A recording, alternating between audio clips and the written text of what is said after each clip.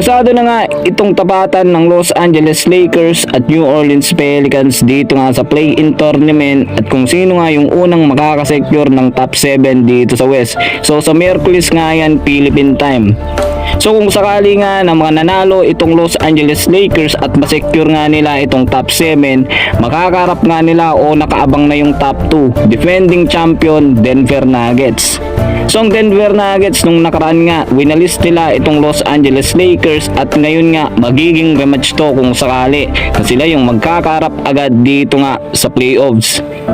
At dito na din pwedeng patunayan ng Los Angeles Lakers na pwede nila o kaya nilang talunin itong ang defending champion, at kung magagawa nga nila nun, matatanggal nga nila itong ang mga issue sa kanila na hindi nga nila kaya itong koponan ng Denver Nuggets. So makukumpleto na din kung sakali itong Los Angeles Lakers dahil nga pagdating ng playoffs mukhang makakabalik na nga itong si Jared Vanderbilt. So madadagdagan sila ng isang defender o legit defender. So alam naman natin kung anong kayang iambag nitong si Jared Vanderbilt lalo na nga sa depensa. So maraming ang nagsasabi na pag nagharap nga itong Los Angeles Lakers at Denver Nuggets ulit, wawalisin nga lang daw ng Denver Nuggets itong Los Angeles Lakers. Pero sa ngayon di kasi natin masasabi yan dahil nga bilok ang bola at ito nga yung pangalawang pagkakataon na pagharap nila dito nga sa playoffs at gusto ngang makabawi ng Los Angeles Lakers. So alam naman natin itong si LeBron pagdating sa playoffs talagang ginaganahan siya. So nakaraan kasi alam naman natin na sobrang ang napagod at may iniinda pang injury itong si LeBron at Anthony Davis.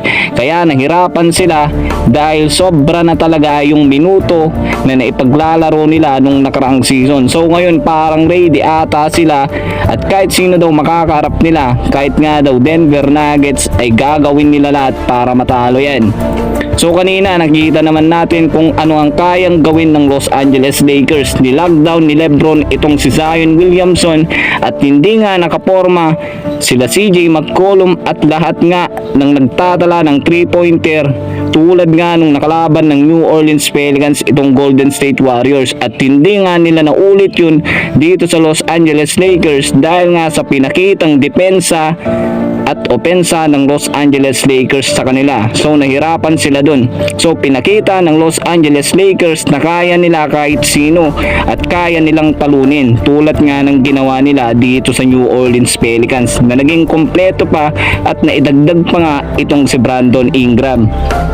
Pero kung sakali nga na mananalo itong Los Angeles Lakers, abangan natin yung rematch nitong ang Los Angeles Lakers at Denver Nuggets. At kung matatalo nga ng Los Angeles Lakers itong Denver Nuggets dito nga sa playoffs o first round, mapapatunayan nga nila na sila nga ang makakapunta o kakamit ng championship ngayong season. So abangan na lang natin. This video is sponsored by 1xBet. Get up to 7,000 pesos for your first cash deposit using the promo code 1xLoydy. Sa pag-sign up, gamit ang link na nasa comment section. Tumingin at mag-bet sa mga paparating na basketball games tulad ng NBA, PBA at iba pa. At laging tandaan, bet responsibly.